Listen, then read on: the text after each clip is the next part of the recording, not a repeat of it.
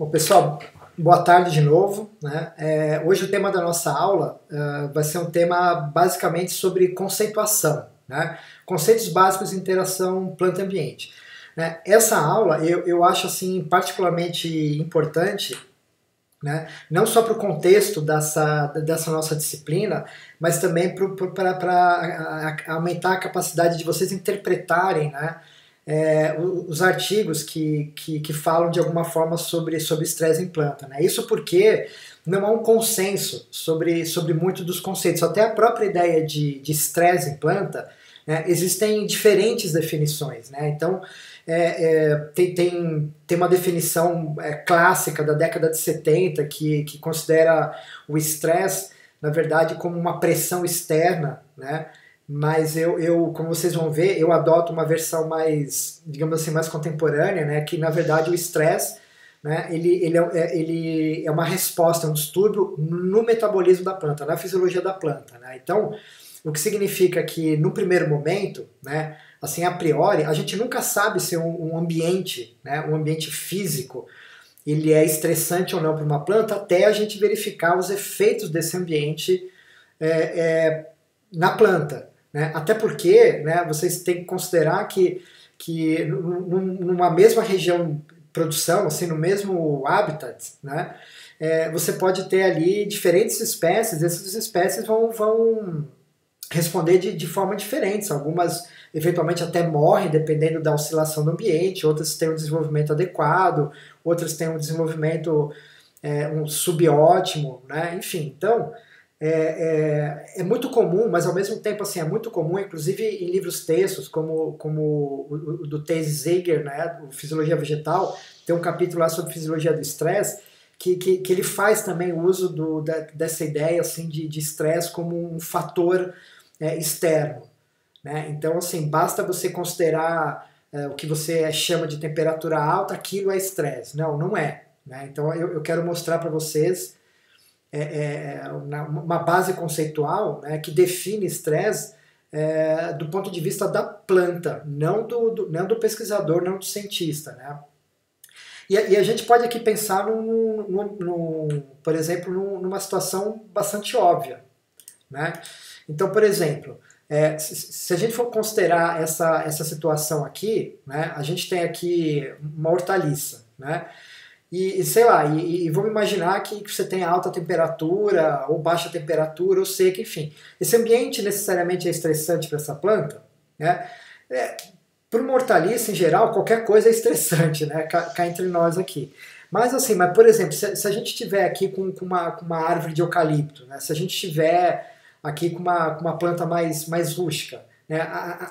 Aquelas condições ambientais que pode efetivamente gerar problemas fisiológicos, que pode eventualmente comprometer a capacidade de crescimento reprodutivo, ou até matar aquela nossa hortaliça, pode fazer muito bem para essa outra planta. Né? É só vocês imaginarem assim, um caso bem extremo. Né? Então pensa num ambiente semiárido, né? Por exemplo, como a caatinga nordestina. Né? Se você pensar, esse ambiente é estressante, bom, se você for tentar plantar essa hortaliça aqui, obviamente que vai ser um ambiente estressante. Entretanto, né, você tem uma comunidade inteira que evoluiu naquele ambiente, se reproduz, cresce, tem todo um processo adaptativo para aquilo. Então, assim, para aquela comunidade que evoluiu na caatinga, aquele é o ambiente dela. Pelo contrário, até se você pegar eventualmente alguma espécie típica de caatinga, né, e trazer ela para um ambiente aqui no sul, por exemplo, né, provavelmente essa espécie eventualmente não vai se desenvolver, pode até morrer. Né? Então, a primeira ideia, né, que eu quero ir discutindo com isso é isso, assim, não dá, né, para você, a priori, antes de fazer uma análise, né, de vários componentes fisiológicos na planta, não dá para você definir se uma determinada situação é ou não estressante. Né? Então é essa questão que a gente vai discutir. Até porque, né, o que acontece? Embora a gente normalmente, né, a gente execute experimentos de fisiologia do estresse em plantas isolando os fatores ambientais, né? Por exemplo, minha tese, minha dissertação é sobre deficiência hídrica em plantas, a minha é sobre alta temperatura, etc.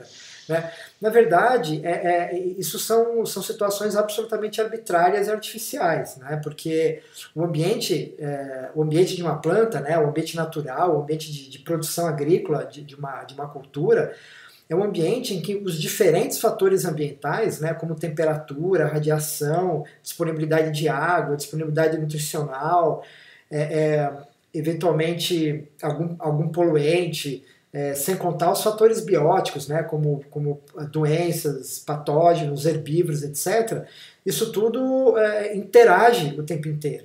Né? Então, assim, é muito difícil você imaginar, né, que você tenha, por exemplo, eu digo em condições naturais, né, um evento de seca, assim como a gente isola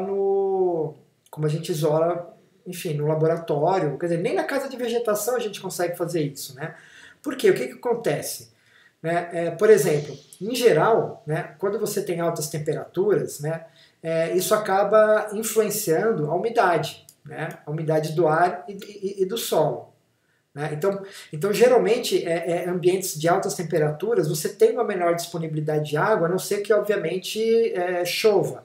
Geralmente, né, ambientes com altas temperaturas, você também encontra alta irradiância. Né? Então, esses fatores vão se somando. Né? Você precisa ver, eventualmente, você pode ter um problema de disponibilidade nutricional. Se esse problema de disponibilidade nutricional não for pré-existente, né, em termos de disponibilidade de nutriente no solo, ele pode ser, inclusive, causado pela falta d'água. Né? Então, por exemplo, a seca, né, ela pode, a redução, né, na verdade, da água disponível no solo, né, ela vai diminuir a capacidade de transporte de sais, e especialmente diminui muito a solubilidade, né, dos sais em íons que a planta absorve.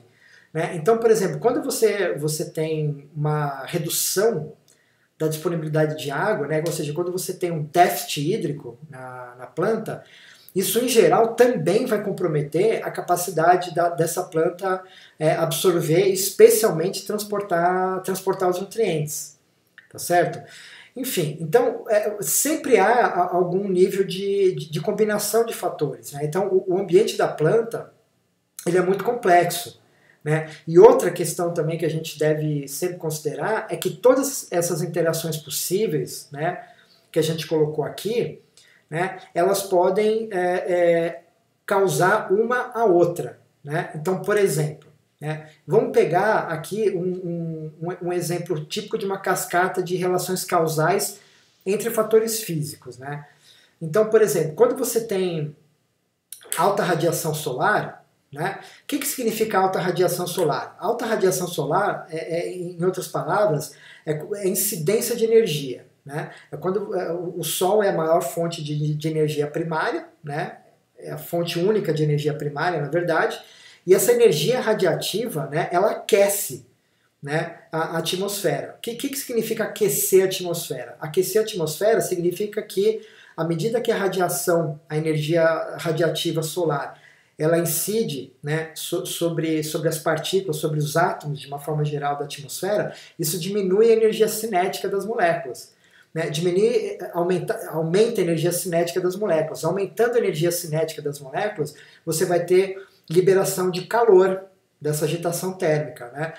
A liberação de maior calor proveniente de uma maior energia cinética das moléculas, isso, né, proporciona um aumento de temperatura. Lembrando, né, que a temperatura é a medida, né, da energia de um determinado ambiente. Né? O que na verdade aumenta quando você verifica um aumento da temperatura num medidor qualquer, na verdade a energia, o calor dissipado pela essa energia cinética que aumentou. Né? Então, assim, o fato de você ter maior incidência de luz, em outras palavras, já acarreta, de alguma forma, um aumento da temperatura, né? Tanto no ar, né, obviamente, quanto no solo, né? Pensando só no momento em ambiente físico. Bom, o que acontece? Né? À medida que a gente tem aumento de temperatura, esse aumento de temperatura ele implica também numa redução da umidade do ar. Por que isso acontece? Isso acontece pelo seguinte, né? Lembra que quando você tem incidência radiativa, você aumenta a energia cinética. Né? Então imagina um volume de ar em que você tem uma determinada quantidade de vapor de água ali dentro. Né? Pois bem, à medida que você aumenta a energia, a cinética das moléculas de vapor de água aumentam e esse vapor de água começa a se dispersar.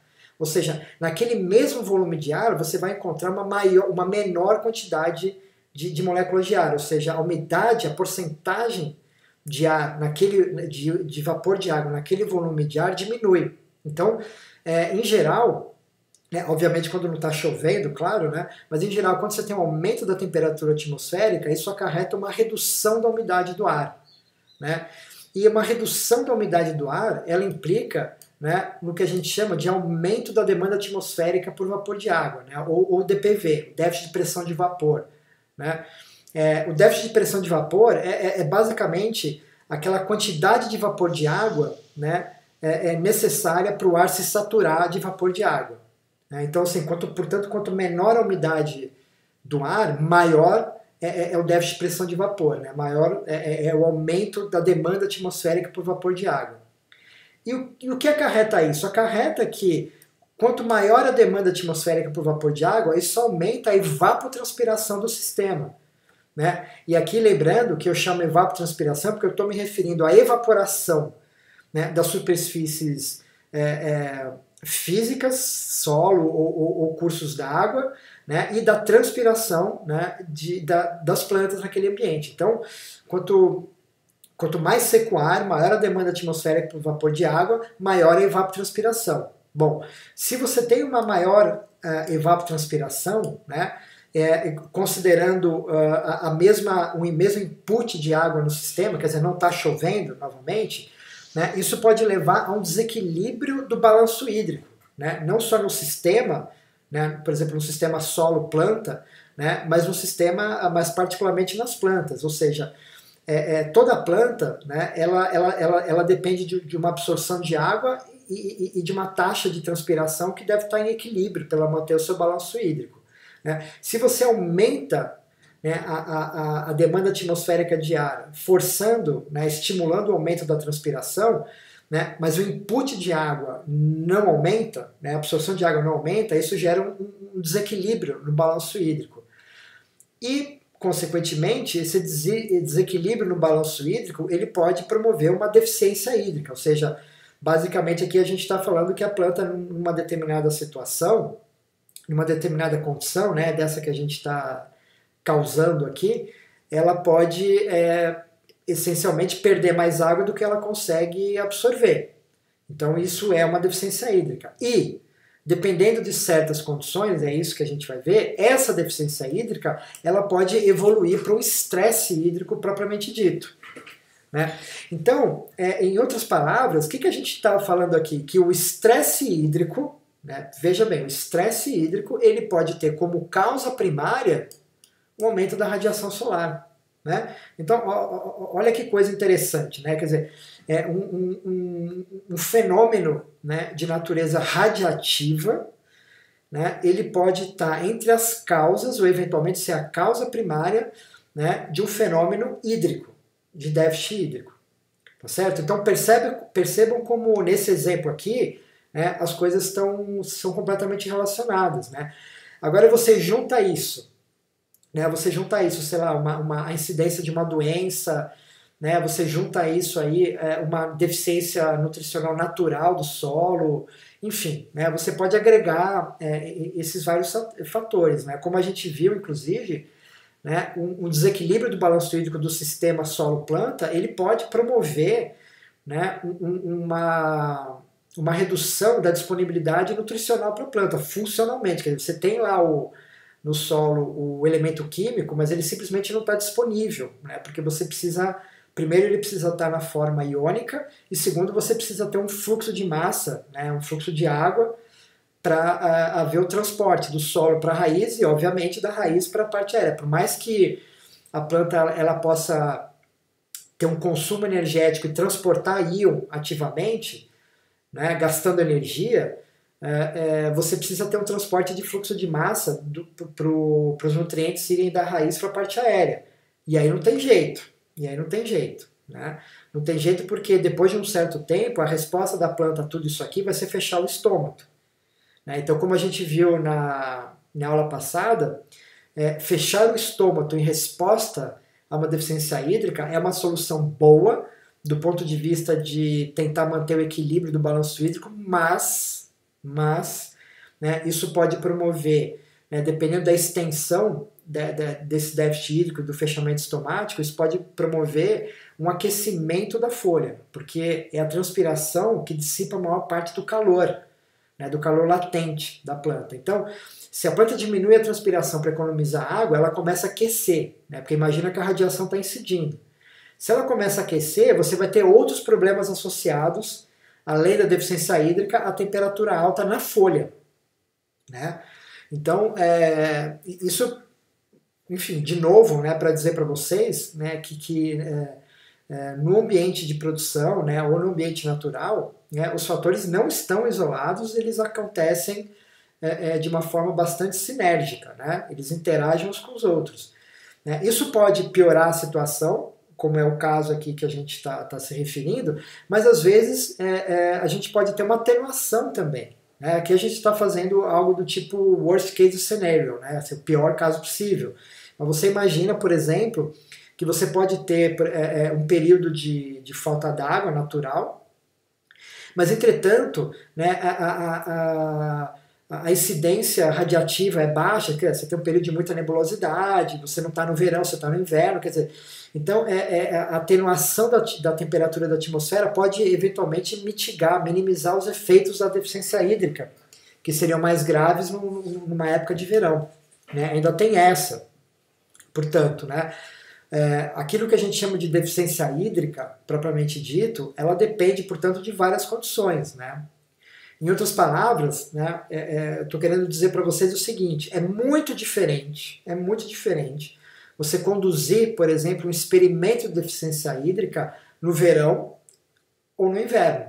Né? Você pode, por exemplo, produzir a mesma estímulo hídrico, quer dizer, você pode, por exemplo, definir uma lâmina d'água, né, em capacidade de vaso de X%. Ok, você faz isso, você controla isso.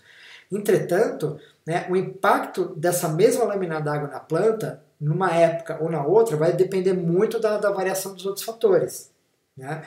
Então isso é uma coisa que a gente sempre tem que considerar nos estudos também. Né? Quer dizer, além de controlar aquilo que a gente quer medir, né, a gente também tem que monitorar os outros fatores que podem eventualmente ser até a causa principal da resposta da planta. Entende? Então, é importante a gente sempre pensar, né, na complexidade, né, do ambiente quando a gente pensa nessa interação da planta com o ambiente. A gente pode até querer isolar alguma coisa, mas a planta é um ser vivo, né, que por mais que a gente queira impor algo, ela também está respondendo aos outros fatores. Né, como a gente vai destacar isso na próxima aula. Bom? Pois bem, então, toda essa interação, né, ambiental com uma determinada cultura, né, associado, portanto, às características genéticas daquela cultura, é que vão determinar, né, por exemplo, a variação da produtividade daquela cultura específica. Né? Então, a variação da produtividade, ela depende dessa interação, né, do ambiente, né, com o genótipo e a expressão desse genótipo num fenótipo. Então isso é um movimento muito dinâmico. Né?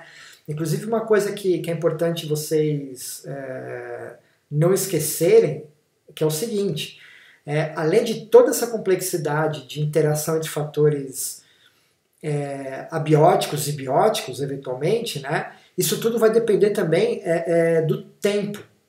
Né? Por exemplo, o ambiente para uma planta de manhã é um, ao meio-dia é outro, à tarde é outro, à noite é outro.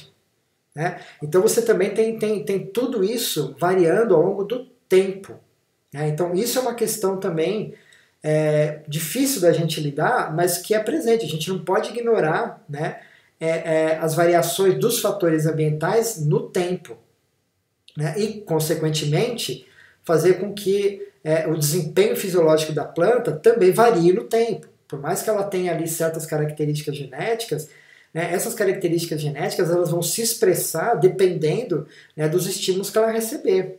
Né? E a expressão desse fenótipo, né, também pode interferir na maneira como a planta vai se comportar no instante seguinte. Né? Então você tem toda a questão da temporalidade. Né? Isso, por exemplo, é difícil levar em consideração. Né? Porque imagina, você está com um experimento, né, que você faz na casa de vegetação. Beleza. Aí você vai coletar os dados. Quando você vai coletar os dados? Que horas você vai coletar os dados? Né? Ah, não, de manhã eu vou fazer a coleta bioquímica e à tarde eu vou fazer a coleta, sei lá, medida de fotossíntese ou vice-versa, enfim, não importa. Se você faz isso, na verdade você está medindo uma planta numa hora e uma outra planta na outra hora. Porque essas mudanças ambientais, elas geram respostas muito rápidas na planta, né? Como vocês vão ter oportunidade de ver vários exemplos, né, ao longo da nossa disciplina. Né? Então, são fatores que escapam às vezes do nosso controle, mas a gente não pode ignorar na hora de interpretar, né, de interpretar os resultados que eventualmente a gente obtém, porque essa é a realidade. Essa é a realidade. Né? Então, essa variação de produtividade, né, ela vai ser maior ou menor dependendo, né, da interação desses fatores todos. O ambiente, né, quer dizer, o ambiente com essa complexidade toda, né, e o potencial, né, genético que uma planta tem.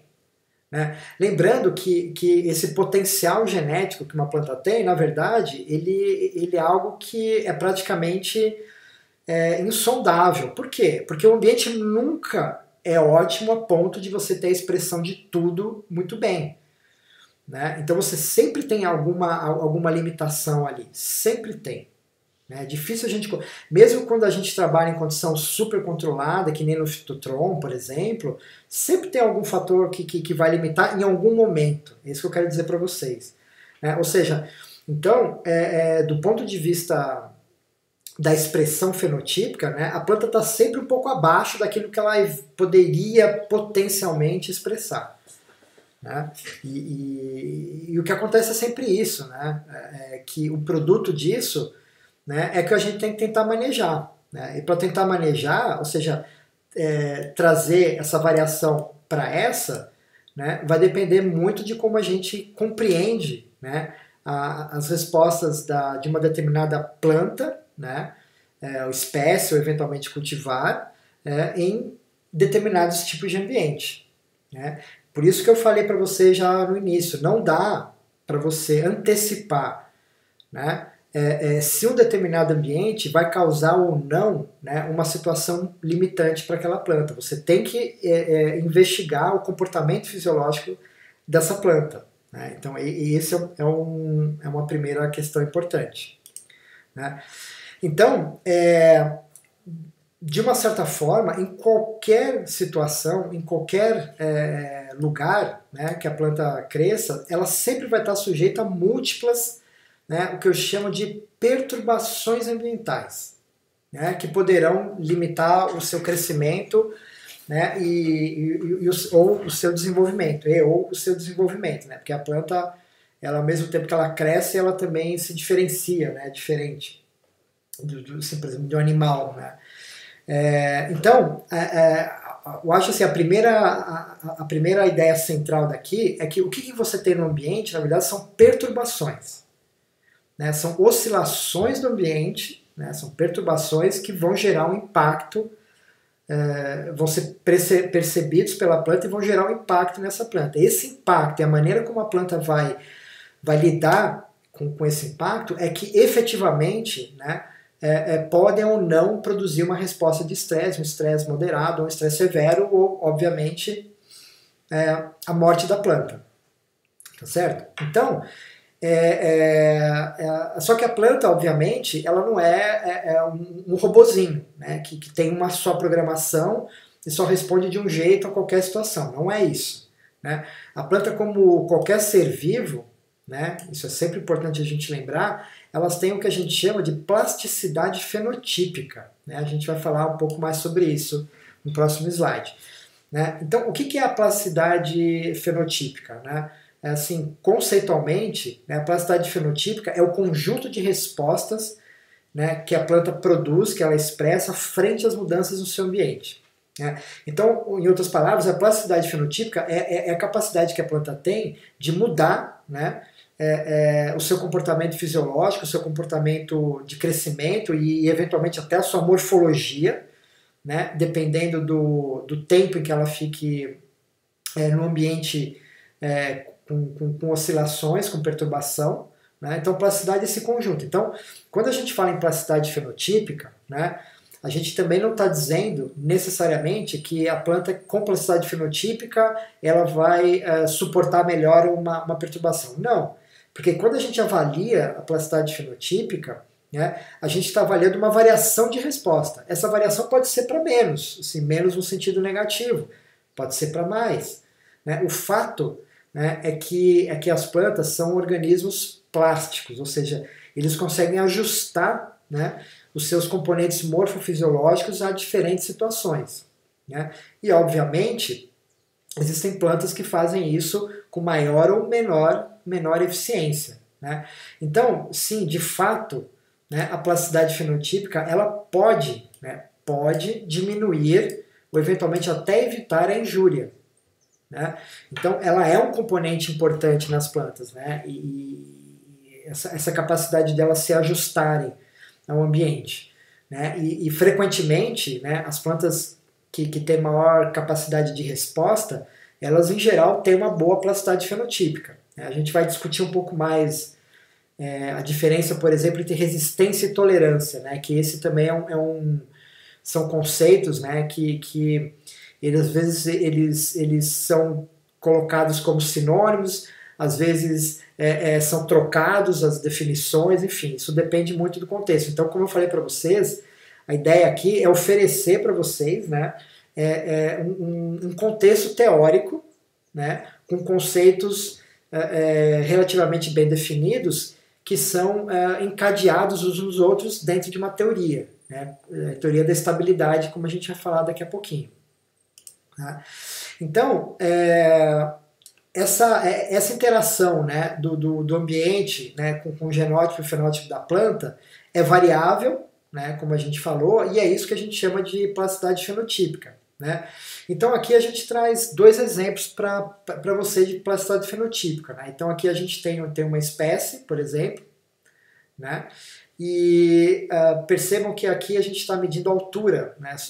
O caráter que está sendo investigado aqui é a altura. Ok?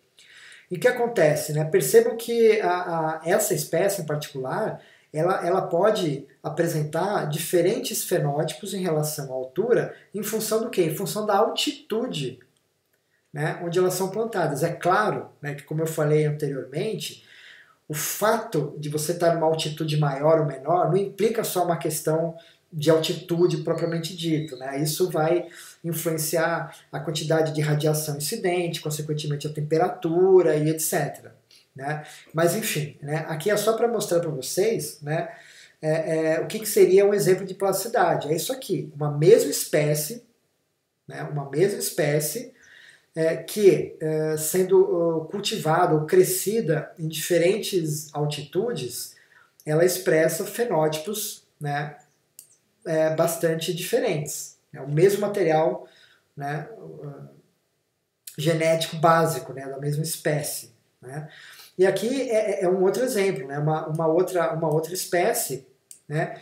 Que submetida a diferentes temperaturas, ela vai apresentar também, né, fenótipos diferentes. Né? Aqui no caso não é só uma questão de altura, mas eventualmente também de número de módulos, né? de folhas, ramos, o espaçamento entre folha e ramo. Né? Então a plasticidade é isso. Né, que, dada uma certa condição ambiental, as plantas se ajustam àquela condição ambiental.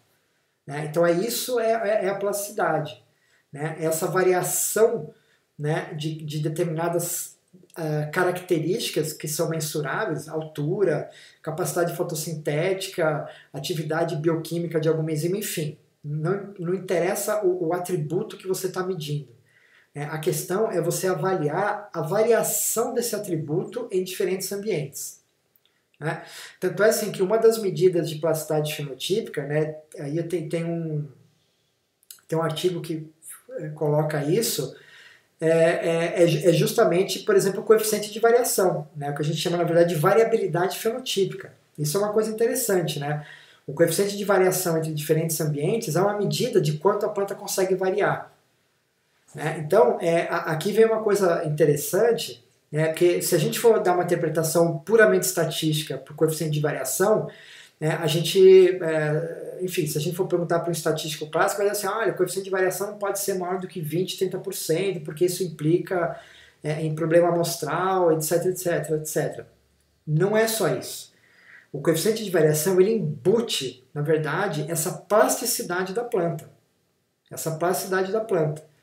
Então, o quanto a planta cresce de X a Y, né, isso é a expressão do fenótipo, né, de uma determinada população, de uma determinada espécie.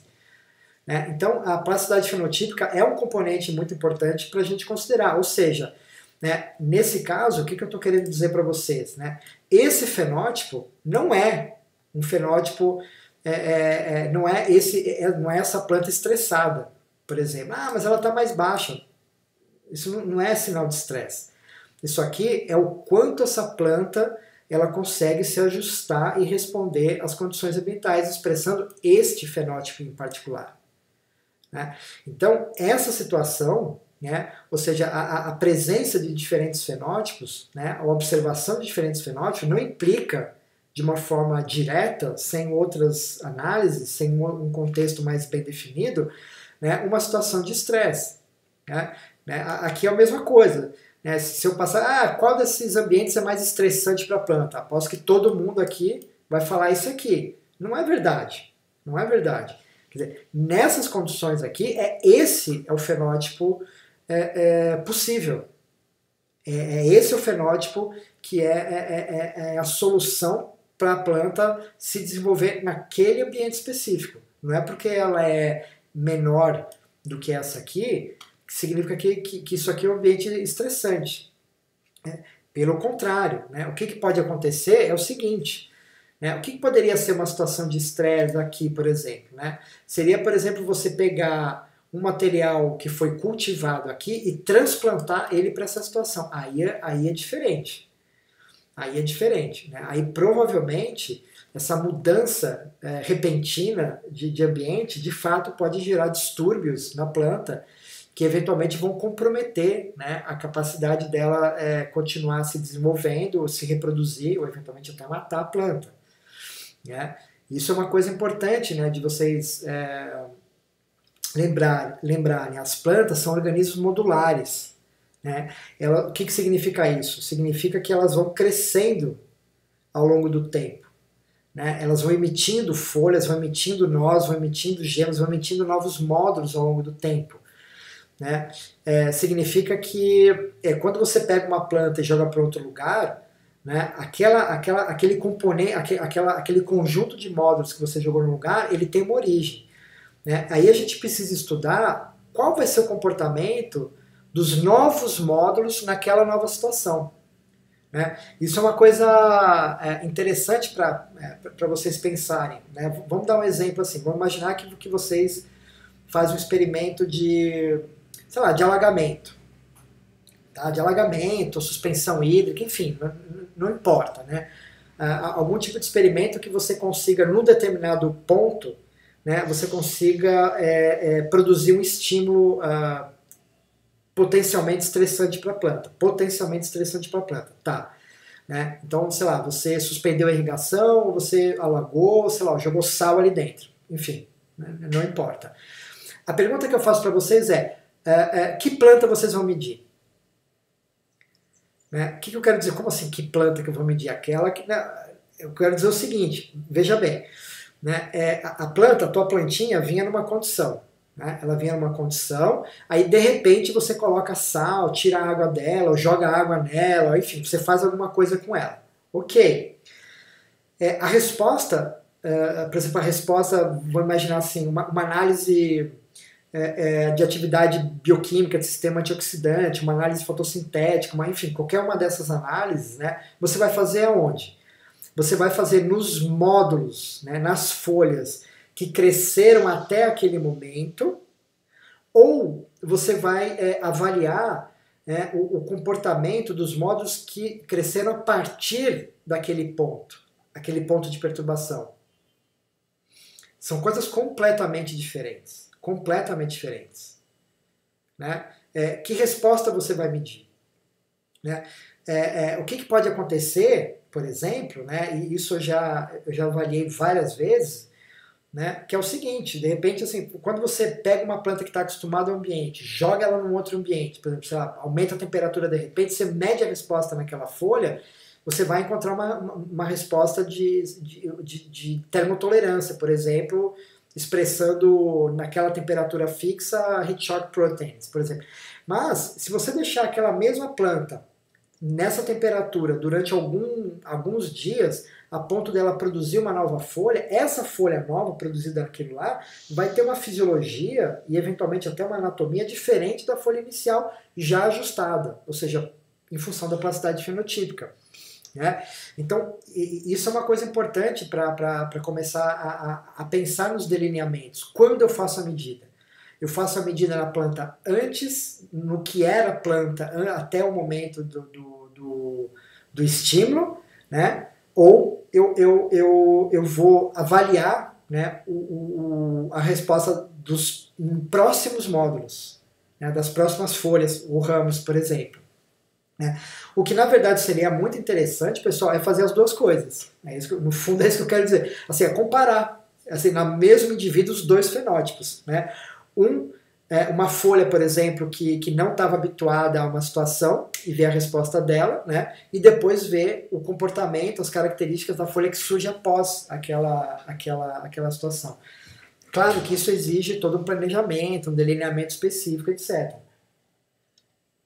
Mas o que eu estou querendo dizer para vocês é que, em função da enorme plasticidade fenotípica que as plantas têm, né, ao longo do tempo, né, se o ambiente varia, a gente está lidando, na verdade, com diferentes plantas em uma só, né, diferentes módulos em uma única planta. Portanto, as respostas podem ser muito diferentes. Né? Enfim, talvez isso fique mais claro em outros momentos, mas fique à vontade assim, para perguntar. Esse é um ponto, acho que é bem legal da gente debater. Né? Mas sigamos aqui. Bom, aí a questão é, qual é a base da plasticidade fenotípica? Ou seja, o que permite, né, um mesmo conjunto gênico gerar diferentes fenótipos? Né? É isso que vocês estão vendo aqui na imagem agora. Né? Eu vou até dar uns segundinhos para vocês se situarem aqui. Assim, o que vocês estão vendo aqui? Né? Só vou marcar isso aqui, é o único ponto. É o fator externo, por exemplo, seca. Né? Tenta entender o que está acontecendo aqui. Essa que é a questão. Né? Percebam que eu quero dizer aqui com essa figura é o seguinte, né? Que um dado estímulo ambiental, um dado fator ambiental, pode afetar N processos metabólicos na mesma planta. N processos metabólicos na mesma planta. Né? E um ponto central desses processos metabólicos é a fotossíntese, que pode ser diretamente, né, ou indiretamente afetada por um determinado estímulo. Né? Então, a maneira como esse estímulo vai afetar essa rede, né, e a gente vai ver que a gente tem que caracterizar muito bem esse estímulo, porque esse estímulo pode ser aplicado de várias formas, né, como a gente vai ver daqui a pouquinho. Né, uma deficiência hídrica não é única, você pode produzir vários tipos. Né? Então, dependendo de como for esse estímulo, né, você pode ter vários tipos de resposta numa rede metabólica desse nível, afetando vários processos diretamente ou indiretamente. Né? E como eu falei, você vai ter aqui uma sequência de processos que ocorrem no tempo. Né? Então, muitas vezes, dependendo do estímulo, né, um dos processos foi afetado, né, dependendo de um certo tempo, o outro ainda não foi afetado, ou o contrário. Né? O processo ele foi afetado no começo, depois ele volta ao normal e vai afetar um outro processo. Né? Então, por mais que, sei lá, por mais que vocês queiram medir, sei lá, só a fotossíntese, ou trabalhar só com ROS, ou avaliar, sei lá, o cálcio, ou avaliar só o teor de sacarose, etc, etc, né? Ou seja, em termos de procurar indicadores de estresse, na verdade o que está acontecendo é isso aqui tudo ao mesmo tempo. Tudo ao mesmo tempo. Né? Isso porque aqui a gente não está representando a rede de expressão gênica, que está por baixo disso. Tem uma outra camada de complexidade aqui. Né? Então, a planta é plástica por quê? A planta é plástica porque quando ela recebe o estímulo, né, o que vai ser alterado é toda essa rede, metabólica, fisiológica da planta de uma forma geral. Né? E outra questão que é importante, mas isso eu vou dar mais destaque na segunda-feira, que é o seguinte, né? Toda parte da planta responde do mesmo jeito? Não. Né? Não. Por quê? Porque, por exemplo, imagina aproveitar que o Valmor está aí, imagina um pessegueiro, né? Uma árvore já com um determinado porte, né? E que você tem uma estrutura de copa. Você tem uma estrutura de copa. Tá certo? Bom, numa estrutura de copa, você tem a parte do dossel, que são as folhas expostas à radiação, né? E aí você vai tendo camadas de folhas que vão sendo sombreadas pelas folhas, pela estrutura arquitetônica da copa. Ou seja, uma folha está no ambiente, na prática é isso, uma folha está no ambiente e a outra está no outro ambiente. Qual que você vai medir? Elas vão responder do mesmo jeito? Né? Ah não, então eu vou padronizar minha folha. Tá, mas aí você padroniza a sua folha, mas você está falando sobre a planta? Não, você está falando sobre aquela folha.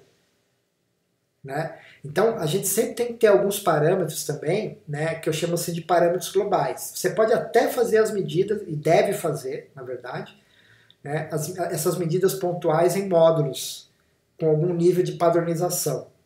Entretanto, você não sabe, né, se aquela resposta naquela folha, naquela posição, ela representa, né, efetivamente a fisiologia total da planta. Então, para isso, é sempre legal, é sempre importante a gente ter um parâmetro global. O que é o parâmetro global? O crescimento dela, a capacidade de produzir frutos, sementes, ou seja lá o que for. Ou seja, a somatória de tudo que está acontecendo ao mesmo tempo nessas redes. Né? Entende? Então, eu estou falando tudo isso para vocês, né? Assim, aparentemente pode parecer meio assustador, mas essa é a realidade. Queiram ou não, a gente sempre trabalha com esse tipo de rede aqui. Né? Mesmo que, a minha tese, a minha dissertação é só sobre espécies reativas. Não, o meu trabalho, o foco dele é fotorrespiração. Não, eu só vou trabalhar com expressão de auxina, gene de auxina, tá? Você pode fazer o que você quiser. Só que assim, o que está afetando a variação aqui da concentração de auxina na tua planta? Qual desses fatores que é? Como é que você explica isso aqui? Né? Então, isso significa que a gente sempre tem que conduzir, né, os nossos trabalhos de maneira a tentar definir muito bem as hipóteses, né, e ver assim, que hipótese você está, o que você está testando? Não, eu estou testando isso aqui. Né? Só que quando você tem um determinado resultado, você não pode esquecer que isso aqui, né, pode estar sendo afetado por aqui, pode estar sendo afetado por aqui, pode estar sendo, enfim, vocês entenderam o espírito da coisa, né? Planta é isso, fisiologia é isso, né? É lidar com essa complexidade, né, que a gente chama de auto-organizada, porque embora os estímulos eles alterem a maneira como as redes fisiológicas e metabólicas da planta vão operar, né, a resposta em si é uma resposta da planta em função né, das possibilidades limitadas pelo genótipo dela, pela genética da planta. A planta não faz mágica, por mais que ela seja plástica, ela tem um limite. É o limite da base genética dessa planta. Mas as respostas que se desdobram em cada ambiente vão depender da maneira como essa rede vai ser manipulada, né? Como essa rede vai ser retroalimentada pela própria planta, né? Pelo próprio metabolismo. Por isso que uma das aulas que a gente vai ter é com o professor Danilo Dalloso, também lá da Federal do Ceará, né, que trabalha com redes metabólicas. Né? Aí vai ficar, talvez fique um pouco mais claro, mais ilustrado, pelo menos isso que a gente está querendo mostrar aqui para vocês. Ok? Bom, então, dito tudo isso, né, tá, mas afinal de contas, assim, o que é o estresse, então? Né? O que é o estresse? Né? Então, como eu falei para vocês, né, a ideia, né, pelo menos assim, que eu defendo e vários outros pesquisadores defendem, é que assim, o estresse não é aquilo que está no ambiente. Né? O estresse não está lá fora assim, da planta. Você pode achar que está calor, você pode achar que está frio, né? Mas você tem que ver o quanto de fato aquela variação ambiental, né, ela de fato está impactando a organização da planta como um todo. Né? Então, uma definição que vai mais nesse sentido que eu estou colocando para vocês é essa do Larcher, né? Walter Larcher, que o estresse ele é definido como uma desordem no aparato estrutural e na coordenação de vários processos, em nível molecular, celular e do organismo como um todo. Tá certo? Então, eu só consigo efetivamente elucidar se uma determinada situação que eu imponho para a planta ou que ocorre naturalmente é um estresse na medida, né, que eu verifico a eventual desordem, né, estrutural, né, morfológica ou na coordenação dos processos. Né? O que é a coordenação dos processos? É isso aqui. Em última análise, é isso aqui. Né? Então, por isso que é muito frequente, né, a gente usar a fotossíntese como um parâmetro fisiológico, né, de tudo que está acontecendo na planta, porque tudo que vai sendo alterado aqui em todos esses, enfim, essas moléculas, esses processos, isso tudo vai de certa forma convergir, né, para uma funcionalidade fotossintética e vai ter uma retroalimentação, porque obviamente, né, todos os processos metabólicos dependem da atividade fotossintética, porque é ela que produz esqueleto carbônico para a síntese de tudo. Então você tem um processo de retroalimentação. Né? Então, à medida que você tem os processos afetando a fotossíntese afeta os processos, outros. Né? Por isso que não é tão simples, na verdade, a gente dizer assim, essa planta está com estresse. Tá. Mas peraí, essa resposta é de estresse ou é plasticidade? Qual é o parâmetro que você está usando? Mas é porque a atividade da superóxido desmutase aumentou. Tá, ok. Em relação ao controle, tá. Mas o que é isso? Isso é ajuste ou isso é estresse? Qual foi o impacto disso, em outras palavras, no organismo como um todo? Né? Então é disso que a gente vai falar mais um pouquinho, né? Para a gente começar a vislumbrar o quadro total. Né? Mas, assim, de qualquer forma, né, esse estresse, né, ele pode ter várias causas, né, vários fatores causadores né, fatores causadores de estresse. Né. Então, em outras palavras, assim, quando a gente fala em estresse hídrico, eu não estou me referindo à falta d'água, eu estou me referindo às respostas fisiológicas induzidas pela falta d'água. É isso que tem que a ideia pensar sobre isso. Né? Então, esse estresse ele pode ter várias causas abióticas, né, como luz, variação de água, temperatura, nutrição, poluentes, né? E também, obviamente, você pode ter causas bióticas, né, como, enfim, patógenos de uma forma geral, herbivoria, enfim, né, você tem naturezas distintas de causa. E como a gente viu, né? Não raro, pelo contrário, é mais regra do que exceção, um fator influencia o outro. Um fator influencia o outro. Porque por mais que seja... não é estranho, mas enfim, por mais que seja estranho, a luz tem uma relação direta com a disponibilidade de água, por exemplo. Certo? A água tem uma relação direta com a questão nutricional. Ah, mas eu fiz análise de solo, estava bom. Tá, pode até estar bom quimicamente falando, mas em termos de disponibilidade, né, que vai depender, portanto, da energia livre da água no solo e da condição de transporte. Ah, não, mas a planta tem uma série de bombas que transportam ativamente. Ok, também tem. Só que assim, a bomba, né, depende de uma fonte energética que é de ATP. ATP depende de carboidrato. Carboidrato é produzido na fotossíntese. Se a fotossíntese estiver limitada, percebe que a longo prazo você vai ter um problema mesmo no transporte ativo de nutriente. Tá certo? Então, assim, essa simultaneidade, essa causalidade de eventos também não ocorre no tempo. Você pode não estar enxergando um problema nutricional sobre falta d'água num determinado ponto, mas que ele vai acontecer, ele vai. Ele vai. Né? Então, são fatores importantes. Né? E aí você junta tudo isso aqui, né? E aí você tem um patógeno lá comendo a planta. E aí? Né? A maneira como uma planta vai responder a um conjunto de fatores abióticos vai depender muito do estado fitossanitário dela. Né? Você pode até, por exemplo, até um determinado nível de falta d'água pode até não ser muito severo, mas o impacto pode ser grande porque essa planta tem algum, enfim, está com algum patógeno. Né? Então, essas questões elas são muito importantes assim, de serem levantadas, né? Quando a gente vai observar, analisar, coletar os nossos dados. Né? Não é só aquilo que a gente está medindo, que a gente gostaria que tivesse acontecendo ou que vai acontecer. Né? Na verdade, a gente tem muito pouco controle sobre isso. Né? E como se não bastasse, pessoal, né? Mesmo que eventualmente a gente tivesse, sei lá, certeza, né, de que só tem uma coisa variando, né, isso também tem muitas possibilidades de perturbar uma planta. Né? Ou seja, o mesmo tipo de perturbação ambiental ele pode causar respostas diferentes na mesma planta.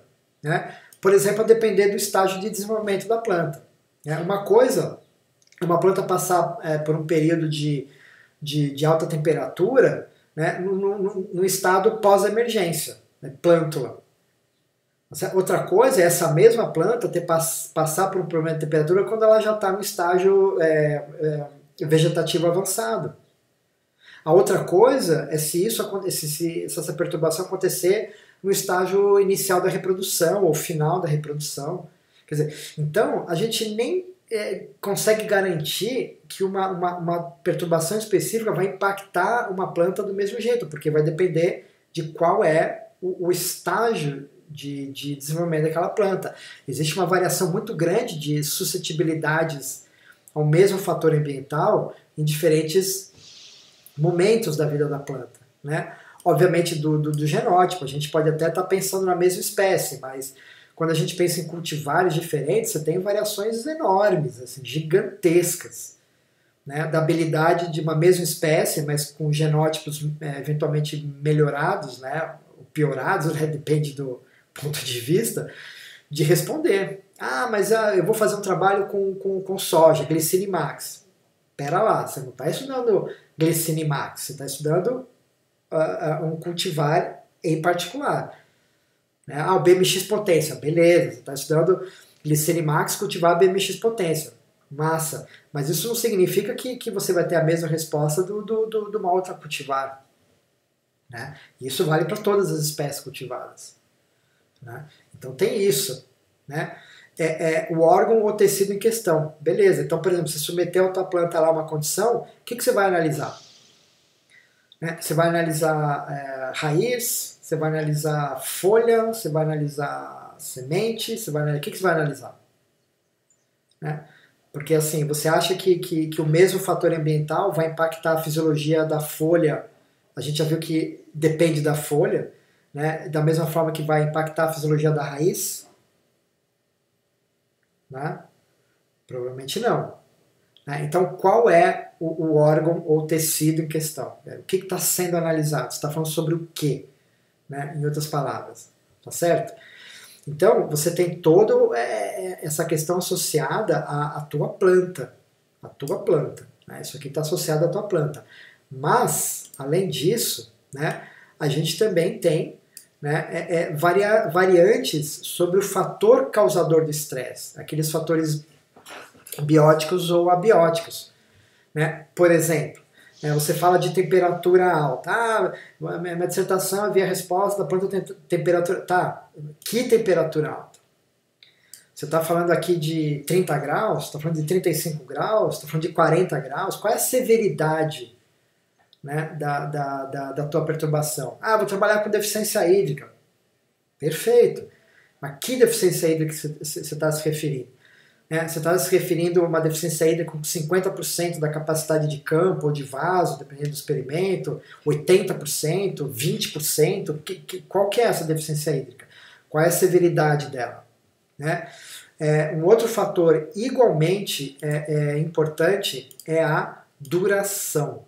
Quanto tempo a tua planta vai ficar exposta àquele fator com aquela severidade? 2 horas? 2 dias, 1 semana, o mês inteiro, o ciclo inteiro? Né? Quanto tempo? Quanto tempo você vai expor a tua planta? As respostas podem variar muitíssimo. Por quê? De novo, a planta tem plasticidade fenotípica. Né? Como a gente vai ver, ela tem uma variação de resposta no tempo, que vai desde uma fase de alarme até eventualmente uma fase de aclimatação. Ou seja, no mesmo experimento, digamos assim, né, a depender de quando você faz a tua medida, você pode pegar diferentes respostas da planta. Vou mostrar isso daqui a pouquinho para vocês. Porque tudo sempre acontece no tempo, lembrem disso.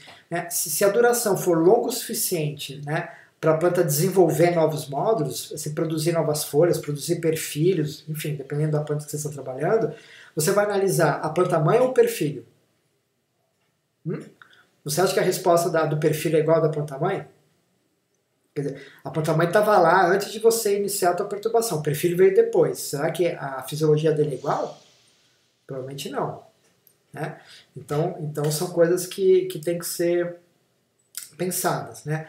Uma outra coisa importante, né, que especialmente acontece em condições de campo, né? O número de exposições, ou seja, a frequência em que essa perturbação ela ocorre. Né? Então, por exemplo, se a gente está pensando num experimento de campo, né, ao longo do ciclo da cultura, ela passou quantas vezes, por exemplo, por uma deficiência hídrica?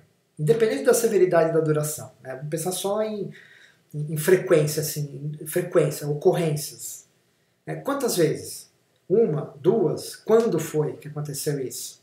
A duração e a severidade foi a mesma? Né? Teve algum veranico no meio, assim, né, passou o verão, estava começando a ficar, puxa, daí veio um veranico. Teve né, não teve, tá certo? Até em experimentos de vaso, né, você pode, né, a gente vai discutir isso bem mais para o lado da disciplina, né, isso vai afetar muito a capacidade da planta responder a perturbações recorrentes. A planta tem memória, a gente já falou sobre isso. Ou seja, a planta tem a capacidade de eventualmente aprender com as experiências que ela passou, eventos recorrentes, ou até cruzados, né? E a performance dela ser alterada. Então isso é muito importante. Né? E por último, mas obviamente não menos importante, né, é a combinação, como a gente já falou. Né? Esse fator potencialmente causador do estresse, a depender da sua severidade, duração, ele está combinado com mais um outro fator limitante? Ou não? Qual é esse outro fator limitante? Né?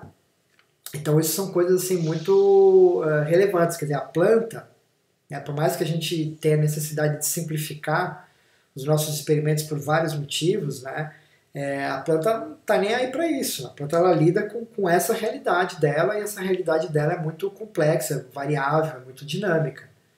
né? Então a gente tem que sempre pensar na planta, né? Interpretar como o que está acontecendo com a planta, não com aquilo que eu esperava que acontecer, né? Que ia acontecer com ela. Tá? Então isso são questões importantes. Né? Então, pessoal, assim, resumindo a história, né, isso aqui é meio para resumir a história até aqui. Né? Então, o que acontece? Fatores do ambiente, né? Ó, aqui está a primeira falha aqui. Isso aqui eu tenho um slide que não tem isso aqui. Aqui está escrito Environmental Stresses. Não. Né? Não, vou até arriscar isso aqui. Não é Environmental Stresses. Não é. É fatores ambientais ou perturbações ambientais. Né? Se aquele fator ou aquela perturbação ambiental vai efetivamente gerar uma resposta de estresse, vai depender do quê? Vai depender da severidade, duração, número de exposições, combinação. Vai depender do genótipo da planta, vai depender do estágio de desenvolvimento daquela planta, vai depender do que eu estou avaliando em termos de tecido, órgão, etc. Né? Então, a integração de tudo isso aqui, né, é que vai me gerar ou uma resposta em que essa planta vai continuar sobrevivendo e crescer, né, ou, eventualmente, levar ela à morte. Né? Então, assim, a gente sempre tem que trabalhar com esse quadro aqui. Eu acho que é legal, assim, quando vocês forem planejar um experimento ou ler um artigo, assim, pensa nesse quadro aqui. Né? Pensa nesse quadro. Tenta responder essas questões iniciais aqui. Né? Isso é uma coisa assim, muito, muito importante. Né? E ainda tem uma questão também que é relativamente subjetiva, para não dizer arbitrária, que é o seguinte: sobre que ponto de vista você está analisando tudo isso? Como assim? Porque, por exemplo, a gente pode ter vários olhares para esse fenômeno de interação planta-ambiente. Eu posso olhar sobre o ponto de vista biológico, né, ou posso olhar sobre o ponto de vista agronômico. Sobre o ponto de vista agronômico, né, eu posso definir, né, uma situação efetivamente de estresse na planta à medida em que há uma redução do componente de produção. Né? Então é isso. Entendeu? A planta pode estar linda, bela, maravilhosa, mas produziu menos sementes do que deveria. Pronto. Né? Nessa perspectiva agronômica, a gente pode, em última análise, né, assumir uma variável global como algum componente de produção para inferir, né, sumarizar tudo que foi avaliado anteriormente. Né? Em outras palavras, a gente só conseguiria dizer aqui se uma planta efetivamente está sob estresse ou não se eu chegar nesse ponto, se eu conseguir avaliar esse componente de produção. Antes disso, podem ser ajustes, pode ser plasticidade fenotípica, pode ser resposta homeostática, como eu já vou definir para vocês aqui. Né? Do ponto de vista biológico, né, essencialmente, o que é ponto de vista biológico? Esquece produção, esquece economia, esquece tudo isso. Eu quero saber, assim, desempenho biológico da planta. O que é o desempenho biológico da planta? É baseado no seu fitness. Né? Ou seja, a capacidade que os indivíduos têm, né, de contribuir para a geração futura, através de descendentes férteis. Né? Então, o fitness é o grande componente biológico para analisar. Né? Agora vocês percebam que eventualmente o fitness, do ponto de vista biológico, ele pode ser o mesmo componente agronômico. Por exemplo, se eu estou trabalhando com semente. Se eu tenho uma redução da produção de semente em soja, na verdade eu também estou tendo uma redução do fitness. Só que no caso biológico, eu tenho que ver o vigor daquela semente. Não basta ter só semente, mas essas sementes têm que eventualmente produzir descendentes férteis. Né? Em últimas palavras, eu só vou poder avaliar do ponto de vista biológico, do ponto de vista ecológico, uma situação de estresse se, né, eu conseguir avaliar esses componentes de descendência fértil depois na geração seguinte. Né? Então, por quê? O que acontece? Assim, é muito comum, né, sobre uma condição estressante, a planta reduzir o seu porte, reduzir o seu crescimento e tentar lançar isso para a parte reprodutiva. É claro que existem espécies que a gente chama de K estrategistas e R, né, de reprodutivo. As K investem em crescimento, as R investem em semente. Né? Então, às vezes, você pode ter um conjunto de fatores limitantes de perturbação que diminui o porte da planta, mas essa energia de economia de produção de tecido vai para a manutenção da semente. Então pode ter uma planta mirradinha assim, mas cheia de semente. Então beleza, então do ponto de vista biológico, fechou. Né? Ela conseguiu lidar com aquela situação, contornar aquela situação. Né? Então até essa perspectiva, ela tem que ser clara para você definir assim, qual vai ser o meu parâmetro no final para dizer se tudo aquilo que aconteceu com a planta desencadeou ou não uma resposta de desordem metabólica, né, ao nível da planta inteira. Né? Então esse é um ponto central. Né? O outro ponto central, como eu já mencionei para vocês, né, é isso aqui. Né? Os eventos do estresse, agora a gente está falando dentro da planta, então o evento do estresse, ou seja, as respostas geradas a partir da perturbação, né, seguem mais ou menos uma sequência, uma temporalidade. Portanto, vai depender da duração do fator de estresse, né, duração da perturbação. Né. Então, em geral, né, a gente tem ali, a gente pode considerar 3 fases: a fase de alarme, resistência, exaustão e regeneração. O que é a fase de alarme? A fase de alarme é quando a planta, isso a gente vai discutir melhor na semana que vem, é quando a planta ela tem a capacidade de perceber uma variação do ambiente, perceber uma perturbação. Né? Em geral, a primeira resposta vão ser alguns processos de sinalização que vão desencadear a expressão de alguns genes, né, que vão preparar a resposta metabólica para a planta. Né? Nessa fase, eventualmente, a gente não consegue ainda enxergar uma resposta metabólica, mas você já tem aí a maquinaria de expressão gênica já se preparando, né, ou pelo menos o fator de transcrição sendo ativado, enfim, é uma fase de alarme. Né? Se a perturbação permanecer, porque às vezes ela pode cessar ali e a planta não sai da fase de alarme, quer dizer, ela não gera a resposta, ela não gera o comportamento fisiológico. Prossegue, aí sim a gente vai ter o desdobrar de vários tipos de resposta a depender, né, dos fatores causadores, né, que seria uma fase de resistência, ou seja, é aquela fase em que a planta está tentando se contrapor, né, ou mitigar ou minimizar os danos. Né, a gente vai tentar esclarecer isso um pouco melhor daqui a pouco. Né, e nessa fase de resistência a gente vai começar a ver flutuação metabólica. Né, estômago fechando, estômago abrindo, atividade enzimática diminuindo, atividade enzimática aumentando, né, processos metabólicos convergindo. Né, então, nessa fase, o metabolismo da planta começa a oscilar. Ele começa a oscilar, mas dentro de uma amplitude. Né. O problema é isso que a gente vai chamar de homeostase, né, daqui a pouquinho. Mas, assim, em permanecendo, né, todo o fator de estresse presente, né, toda essa capacidade da planta de lidar, de alterar o seu metabolismo, de produzir moléculas de metabolismo especializado, né, produzir respostas de ajuste osmótico, enfim, produzir novas proteínas como as heat shock proteins, enfim, né, isso tem um custo energético, certo? Isso tem um custo energético.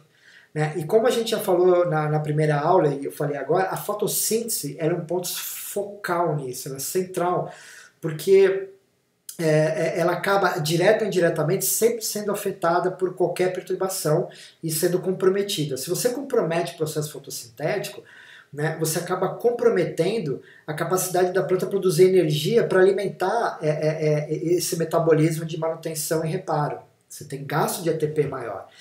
Por isso que eu falei para vocês na última aula. Né? Frequentemente, em situações estressantes, potencialmente estressantes, a gente tem uma redução da fotossíntese e a respiração eventualmente até aumenta para tentar trabalhar com a manutenção e reparo de dano. Portanto, né, numa condição desfavorável, a planta eventualmente, ela proporcionalmente diminui menos o consumo energético dela, eventualmente até aumenta, né, e isso, se durar muito tempo, a planta entra numa fase de exaustão. né? Ou seja, ela começa a gastar mais energia do que ela consegue liberar a partir dos processos fotossintéticos, né? E essa fase de exaustão pode levar a planta a uma injúria crônica e permanente, morte, em outras palavras, né? Mas enfim, entretanto, né, se a planta não morrer, obviamente, né, e esse fator, essa perturbação, ela for interrompida ou cessar, né, a planta pode entrar numa fase de regeneração, né, ou de recuperação, né, ou seja, ela consegue retornar, né, a reparar os danos eventualmente ocorridos, né, e ela se regenera, né, inclusive emitindo novas partes, ela volta a crescer, em outras palavras, né. Então aí, dependendo de todo esse processo, a gente pode ter uma resistência máxima quando a planta resolve os problemas dela sem comprometer crescimento, sem comprometer reprodução, dá uma atrasadinha aqui, outra ali, ou uma resistência mínima quando o comprometimento dela é muito grande, né? Ela simplesmente não cresce mais, não reproduz mais, ou até morre, né? Então, isso aqui é para ilustrar também o tempo, a temporalidade, né, por exemplo, de um experimento. Né? Quando que você está fazendo a tua medida? Não é? Porque eu não sei, ninguém sabe a princípio quanto dura cada uma dessas fases, tá, pessoal? Mas quanto tempo dura cada fase? Depende. Depende da severidade, enfim, depende. Aqui, particularmente mais da severidade. Se essa planta já passou por uma situação estressante antes ou não, né? Mas o fato é o seguinte, né? O fato é assim, se você for avaliar a tua planta na fase de alarme, você vai encontrar um conjunto de respostas. Se você for avaliar a tua planta aqui, você vai encontrar um outro conjunto de respostas. Se você for avaliar a tua planta aqui, você vai achar um terceiro conjunto de respostas. Né? Então, assim, isso tem que ser levado em consideração. Né? Tem que ser considerado em consideração. E é sempre absolutamente fundamental, né? Em qualquer tipo de experimento, você sempre vê a capacidade de recuperação da planta. Ela, na verdade, que vai te dar uma resposta de como a planta lidou, né, com aqueles fatores de perturbação. É isso, assim, ela recupera ou não recupera, né, uma vez que eventualmente ela tenha gerado alguma resposta. Então, independentemente de quando você vai fazer a medida, é sempre importante ver a retomada da planta, né? A retomada do crescimento dessa planta. Por que isso?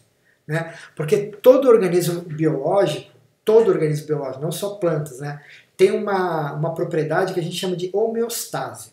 Quer dizer, então, assim, todo componente biológico ele tenta ajustar, né, o seu metabolismo, né, quando perturbado. Né, por meio de mecanismos regulatórios, né, que tentam compensar essas variações. Né? Então, assim, é como se o ambiente empurrasse a planta e a planta gerasse uma resposta para compensar o ambiente. Isso é homeostase, né? É a manutenção da planta no equilíbrio dinâmico. Essa palavra equilíbrio dinâmico, ela é central aqui. Por que ela é central? Porque, obviamente, quando a gente vai fazer uma medida, essa medida sempre tem uma variação. Ela sempre tem uma variação, porque o metabolismo da planta é variável. Né? Ela não tem uma taxa única de atividade enzimática 24 horas por dia. Não, isso oscila. A taxa fotossintética da planta oscila muito. Né? Então existe, na verdade, todo o metabolismo da planta, toda a fisiologia da planta, ela ocorre dentro de uma faixa de oscilação que é normal para ela. Né? Em outras palavras, não é qualquer variação desse parâmetro que você está usando para medir, desse conjunto de parâmetros, que efetivamente vai te indicar, não, a planta está estressada. Não, não é. É normal, ela compensa isso, ela tem mecanismos compensatórios para isso. Então, por exemplo, um dos mecanismos compensatórios bem estudados quando a planta está sob deficiência hídrica é o ajuste osmótico. Então, assim, quando a planta está sob deficiência hídrica, ela ativa, né, a síntese de metabólitos de ajuste osmótico, né, como alguns aminoácidos, prolina, glicina, betaína, dependendo da espécie. Né, ela tende a aumentar a quantidade de monoindisacarídeo, porque isso tem uma força osmótica, enfim. O metabolismo dela varia. Né? Para quê? Para tentar contrapor, contrabalançar a falta d'água. Tá certo? Então, por exemplo, alta temperatura. Alta temperatura, a planta desvia parte da sua energia metabólica para a síntese de heat shock proteins, né, que são chaperonas, né, que conseguem estabilizar outras proteínas, estabilizar a membrana celular. Entende? Então você tem um monte de coisa acontecendo na planta que na verdade fazem parte dos processos homeostáticos para tentar manter, né, a planta operando dentro de uma certa normalidade, evitar dano, evitar denaturação proteica, evitar, enfim, redução da taxa fotossintética, né? Então, assim, toda planta tem uma capacidade homeostática, mas essa capacidade homeostática não é igual em todas as plantas. Então, todas as plantas têm esses mecanismos compensatórios que a gente associa isso, na verdade, à resistência. Né? Então, toda planta tem uma capacidade homeostática maior ou menor. Sempre. Todas têm. Né? O problema é que quando as flutuações, né, elas ocorrem fora de uma faixa normal, isso pode quebrar essa homeostase da planta. Ela quebra a homeostase, ela perde a homeostase. Né? Só que isso, na verdade, a gente só vai ver o impacto disso quando a gente monitorar algum daqueles componentes que a gente efetivamente vai considerar como somatório de tudo, todas as respostas fisiológicas e metabólicas da planta. Qual componente, né, afetou a produção, afetou isso, afetou aquilo? Né? É isso que vai dizer, porque a planta vai operar muitos mecanismos compensatórios. É isso que ela faz. Todo organismo vivo tende a manter a sua estabilidade, o seu equilíbrio metabólico. Né? Então, por isso que é muito importante, né, a gente ter uma ideia, né, boa de qual que é a faixa mais ou menos de atividade metabólica, né, mas é muito difícil. O ideal mesmo é a gente ver a recuperação da planta. Né? Essa que é a questão, é analisar a recuperação da planta. Né? Então, em função de todos esses ajustes possíveis, né, homeostáticos, etc., a gente chega aí a diferentes resultados. Né? Então, assim, quando a homeostase da planta é muito baixa ou é alta, mas é superada por toda uma combinação de fatores, a planta pode ter uma injúria aguda, né, que é uma injúria aguda que pode ser reversível, ou seja, ela recupera.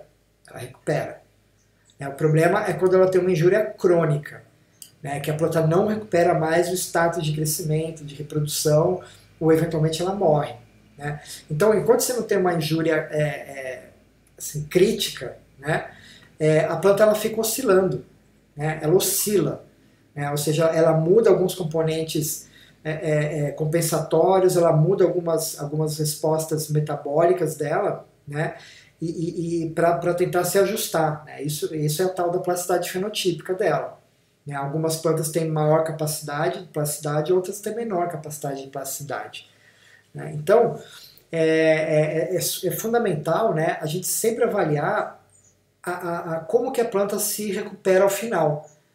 Né? E uma maneira da gente analisar isso é analisando a resiliência dessa planta. O que é a resiliência dessa planta? É o tempo em que essa planta leva para voltar, né, a uma situação próxima à do controle, por exemplo. Né?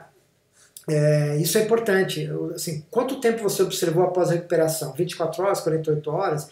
Eu observei 48 horas, ela não recuperou. Né? Aí você olha assim, tá, mas se você tivesse avaliado 72 horas, ela poderia recuperar. Né? É difícil avaliar esse tempo também.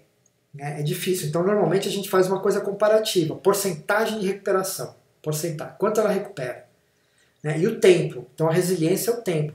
Então, especialmente quando a gente trabalha assim com, por exemplo, com dois materiais genéticos diferentes, dois cultivares, enfim, duas espécies, é legal a gente comparar uma coisa com a outra, aquela que recupera mais rápido ou que recupera mais lento. Né? Porque ela pode demorar para recuperar, mas recupera. Né? A questão é o tempo. Né? E nem sempre recuperar muito rápido é uma boa solução. né? A gente vai discutir isso quando a gente falar de estresse recorrente. Né? Então, esse componente, né, da planta mudar a sua fisiologia e retornar, é isso que a gente chama de estabilidade. Né? Estabilidade é isso. Estabilidade é a capacidade que um organismo tem, né, de voltar de voltar às suas condições próximas à inicial. Né? Isso é estabilidade. Né?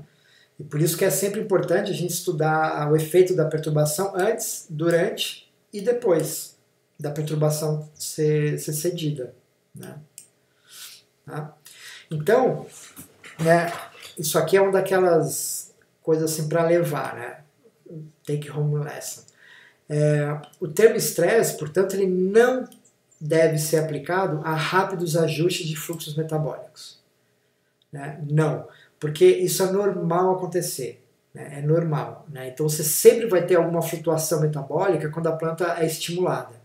A questão não é essa, a questão é saber assim, qual é o impacto disso, né, em determinado componente que você vai considerar como componente fundamental para interpretar o que está acontecendo. Né? Por isso que não é muito adequado, né, a gente chegar a uma conclusão, a planta está estressada ou não, olhando, por exemplo, a expressão de um gene, olhando a atividade de 2, 3 enzimas. Né, porque tudo isso faz parte dos mecanismos homeostáticos. A gente sempre tem que ter uma camada superior para interpretar. Falar assim, olha, a expressão disso, a atividade daquilo variou, né, mas a planta manteve ali a sua taxa de crescimento boa. Então isso aqui foi componente homeostático. Né? Ou não, isso aqui variou e a planta arrestou, não cresceu. Não, isso aqui ela não conseguiu ajustar e sofreu dano. Entendeu? Então, a interpretação, isso que eu quero dizer, a interpretação de que se a planta está ou não sob estresse depende de você ter parâmetros mais globais como contexto das flutuações metabólicas que são comuns, né? Em outras palavras. Né? Então é por isso, né, que, por exemplo, autores como Lichtenthaler, né, ele chegou até a classificar 2 tipos de estresse. Eu não gosto muito disso, mas enfim. Ele chama de euestresse, que é a condição que promove a aclimatação. Ou seja, é aquela perturbação da planta que não causa dano, mas até melhora o desempenho dela. Né? Mas isso a gente costuma chamar, agora mais contemporaneamente, de memória de estresse. Né? Ou o diestresse, né? Como o Lichtenthaler chama, que é aquela condição que efetivamente promove injúria, enfim, é uma condição realmente estressante e tudo mais. Então, eventualmente, vocês podem encontrar ainda alguns autores mencionando isso. É mais raro, mas isso só para vocês terem uma ideia, né, de como as possibilidades de resposta da planta, né, sugere até que há 2 tipos de estresse. Né, aquele que faz bem e aquele que faz mal, em outras palavras. O que não faz sentido, né? Enfim, estresse acaba sendo estresse. Né? Então, existem vários conceitos associados, né, assim, no contexto, né, de estudos ecofisiológicos e de interação planta-ambiente que são muito comuns e eventualmente dificultam quando eles não são muito bem definidos ao entendimento, né, do leitor ou entre os pesquisadores. Né. Mas baseado em toda essa teoria, depois você tem todas as referências lá que eu passei para vocês, tá? O termo resistência, assim, do ponto de vista da definição de resistência é o quê? É um processo de opor-se-a, de resistir, de combate aos efeitos. Então, assim, a resistência está associada à homeostase da planta. É toda aquela ativação de mecanismos que tentam se contrapor, se opor, resistir, né, à mudança causada pelas perturbações. Então, plantas resistentes, em outras palavras, elas têm uma alta homeostase. Né? Já a tolerância é aquela situação em que a planta ela pode alterar, né, até significativamente, né, os seus parâmetros metabólicos, aquilo que é medida, só que depois ela recupera. Né? Ou seja, ela pode rapidamente diminuir, por exemplo, condução enzimática, diminuir a atividade fotossintética, aumentar imensamente a expressão de alguma enzima, né, de algum gene, mas depois de um certo tempo ela retorna às condições normais. né? Então você pode ter plantas, por exemplo, baixa homeostase, mas de alta tolerância. Quer dizer, qualquer coisinha ela já muda tudo. Só que depois ela volta, né? Então ela tolera, né? Aquela capacidade de conviver com o estresse, né? De conviver. Né? Então eu gosto de brincar assim, resistência, né? Por exemplo, o caso assim de o que é uma pessoa resistente? Aquela pessoa impaciente, só que não tem muita paciência, qualquer coisa já irrita ela já manda para aquele lugar, entendeu? O que é o cara tolerante? Aquele cara assim que aguenta, pode ficar falando no ouvido, assim, tá nem aí, né? Perturba um pouquinho, mas ele tolera aquela situação. É mais ou menos essa ideia, né? Entre resistência e tolerância. Né, pensando nessa teoria de estabilidade e homeostase, que é isso que é a teoria que está por trás de tudo isso. Mas como eu falei para vocês podem encontrar até pessoas usando esse termo trocado. Né, trocado. Mas isso acaba sendo mais por tradição, porque naquele grupo o cara aprendeu que era isso, assim, né, não tem uma teoria definida, a gente tem proposto uma teoria para isso, inclusive. Né?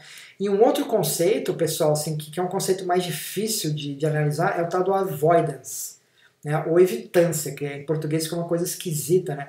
É quando a planta evita, né, o contato com o fator de estresse, ou seja, quando a planta ela simplesmente foge, é um comportamento de fuga, de evitar. Né? Então, por exemplo, existem muitas plantas que são consideradas tolerantes à salinidade, que na verdade elas têm comportamento de evitância.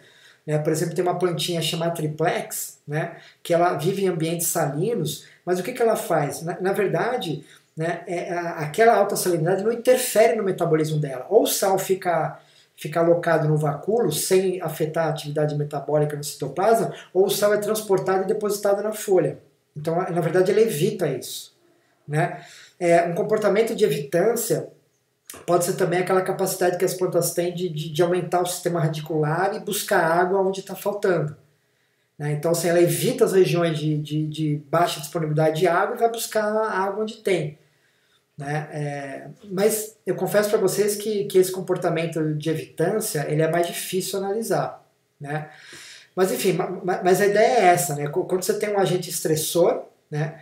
Esse agente estressor ele ativa um alarme, né? E aí você tem dois comportamentos, ou vai para cima ou foge. Né? Não tem muita coisa para fazer. Né? Bom, pessoal, a ideia era mais ou menos essa, né? Mostrar para vocês assim, as diferentes possibilidades de interpretar o estresse em plantas, né? Entender um pouquinho mais, pelo menos usar com lógica, né, esses conceitos que são muito comuns hoje em dia, e assim, de qualquer forma, como sempre há alguma possibilidade de interpretação diferente, é sempre bom a gente definir, falar, olha, eu estou chamando de resistência isso, eu estou testando resistência, eu estou testando tolerância, minha hipótese é sobre isso, minha hipótese é sobre aquilo. Definam, né, definam os conceitos. Qual é o parâmetro que eu vou chamar para concluir que minha planta está sob estresse? Quais são as condições que eu vou concluir isso? Então, definam isso. Entendeu? Porque essas coisas elas ainda são muito dúbias, então precisa definir com calma. Tá ok?